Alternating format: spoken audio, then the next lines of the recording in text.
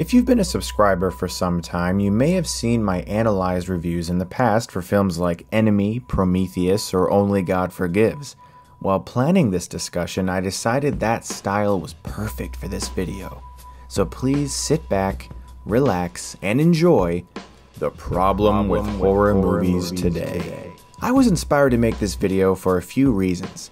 I saw an Australian horror film called The Babadook, and because of having to sit through 2014 releases like The Quiet Ones, Annabelle, and most recently, Ouija. It's also due to reading opinions of this year's psychological thriller, Oculus, but mostly, what I want to discuss is audience expectation, how that can ruin a good horror film, and more importantly, have audiences forgotten what real horror is. In my opinion, the horror genre is the most widely varied in film. There's countless subgenres: monsters, slashers, zombies, ghosts, nature, aliens, torture, comedy, and my personal favorite, psychological. This is perhaps why I've always gravitated to scary and suspenseful films. As a genre, the use of imagination is almost unlimited. But lately, imagination is a word that studios, horror filmmakers, and as a result, the audience has completely forgotten about. Here's a comment I recently came across on IMDb. Okay, this is meant to be a horror, right? You wait all through film to see this thing just to be let down. Yes, the atmosphere is creepy, but the end ruined it. Imagination is for kids. I wanna see the monster at the end. Big letdown. This comment was in reference to The Babadook, which I recently had the pleasure of seeing. If you haven't seen it yet, don't worry, I won't spoil anything for you. It's a dark, soulful film about a mother and son dealing with grief and a monster that lurks in the darkness. This commenter seems to be upset that he didn't receive much of a look at said monster. He also seems to have completely missed the point of the film. The Babadook is the best horror film I've seen in 2014. It deeply unsettled me, and not just because of its effective atmosphere and cinematography. The true terror of the film is its implications, the hidden meaning of the monster, and its excellent exploration of grief and depression. All of this was beautifully realized in an Oscar-worthy performance by the luminous Essie Davis, who perfectly displayed the looming insanity that consumed her character. The film currently stands at 96% on Rotten Tomatoes and 90% on Metacritic. Mature and discerning horror fans have shown major appreciation for the film's lack of cheap jump scares and the tasteless scare tactics of many modern-day horror films. And yet, that's also the problem. For many audience members today, the term scary has a completely different definition. For some, it seems a film's scare level is measured by how many times a loud noise or sound effect made them jump in their seat. This is the curse of the jump scare. It is the single easiest scare to accomplish. There's no real effort put into it, and the exact same technique is used every time. All sound suddenly drains from the movie, no one speaks, there's no music, and then suddenly an ear-piercing jolt rings through the theater and everyone jumps because a really loud noise just happened.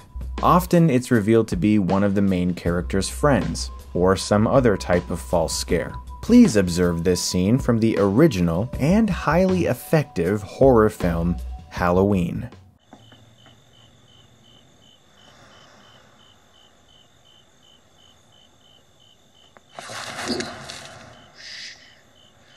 Jesus. Are you alright? This is how a false scare should be portrayed. Look at it this way, and this may be a little vulgar, but it's true. Horror movies should be like sex. You don't want the audience to blow their load too early.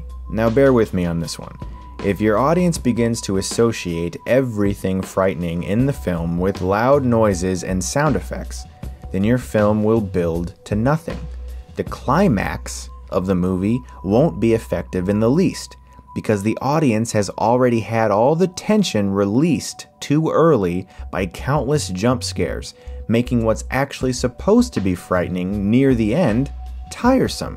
Let's examine that scene again, but how it would be portrayed in 2014.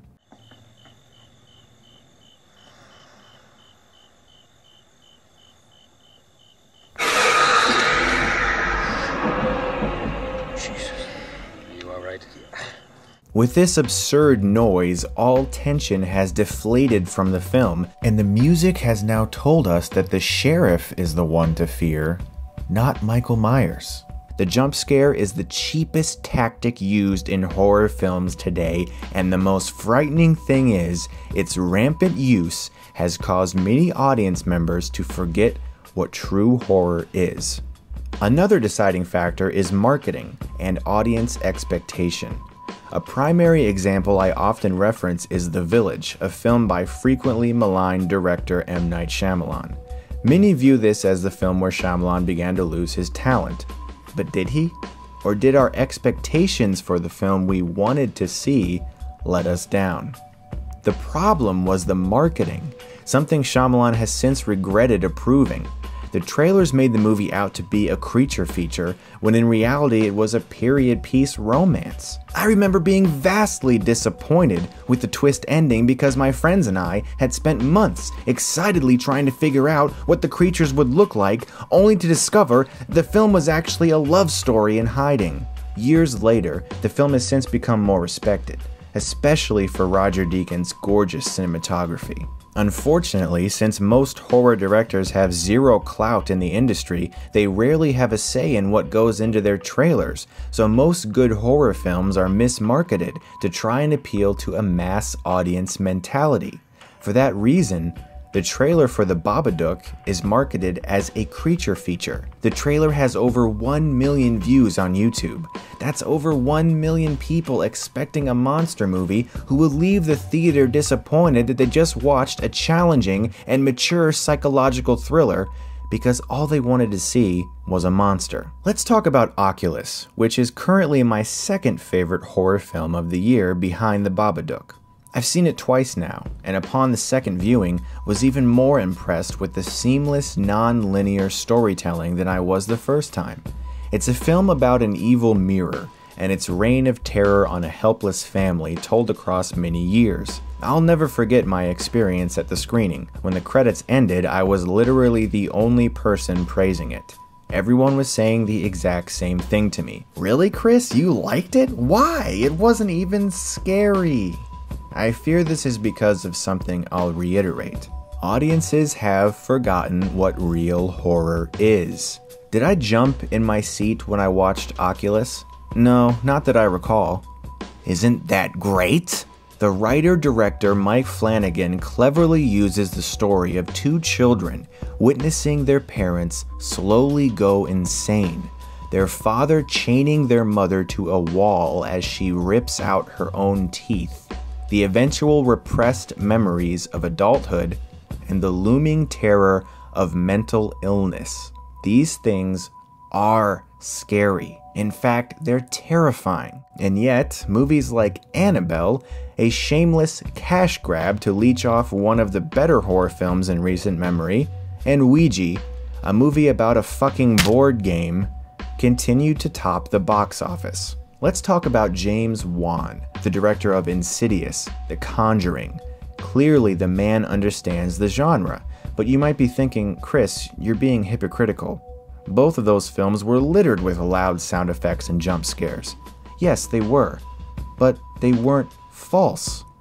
All of the terror generated by those films were from things you're actually supposed to be scared of. Wan understands what modern audiences find frightening while also respecting his more mature audience members by avoiding false scares. And yet, studios don't care about anything I just said. All they care about is the numbers. It's been made painfully obvious since 1978's Halloween that horror films can be made for cheap and rake in absurd profits. The Blair Witch Project and the seemingly endless Paranormal Activity series has spawned a new subgenre in horror called found footage. According to Box Office Mojo, the budget for Blair Witch was $60,000, and it raked in $248 million. Paranormal Activity was made for a mere $15,000 and grossed an astonishing $193 million worldwide. Remember the universally hated Chernobyl Diaries? Yeah, it grossed 37 times its budget. Wasn't Apollo 18 such a gigantic misfire? Not really. Even though it only grossed $25 million worldwide, it still made 5 times its budget. Wasn't The Devil Inside terrible? Guess what? That thing grossed 101 times what it cost to make. Nearly everyone I've talked to agrees that Annabelle was an awful movie. As of right now, that film has a worldwide gross of $231 million on a budget of just $6.5 million. Or how about Ouija? Currently, this film has just had its second weekend at the box office and has already grossed $42 million worldwide on a budget of just $5 million. In its first weekend, more people went to see this board game movie than the excellent action thriller John Wick. And in its second weekend, the film basically tied with Nightcrawler, one of the best films of the year, for first place. I'm disgusted by this. I've talked to not one single person that liked Ouija. Not one. I've been told by some people that I pay attention to the box office too much, and that I shouldn't let it bother me. Unfortunately, it bothers me because I know this is what the studios are looking at. They don't care if anyone actually liked Annabelle or Ouija, or any of those found footage movies I just mentioned. They will make sequels and prequels until they stop making money. I've made this video to implore people to reevaluate what good horror is. I'm concerned by the rising trends I see with today's moviegoers, and if you are too, please share this video in the hopes that we can generate awareness for this disturbing pattern that's infecting the horror genre. What are your thoughts on modern day horror? Let me know what you think in the comments section, and as always, thanks so much for watching everyone, and if you like this, you can click right here and get Stuckmanized.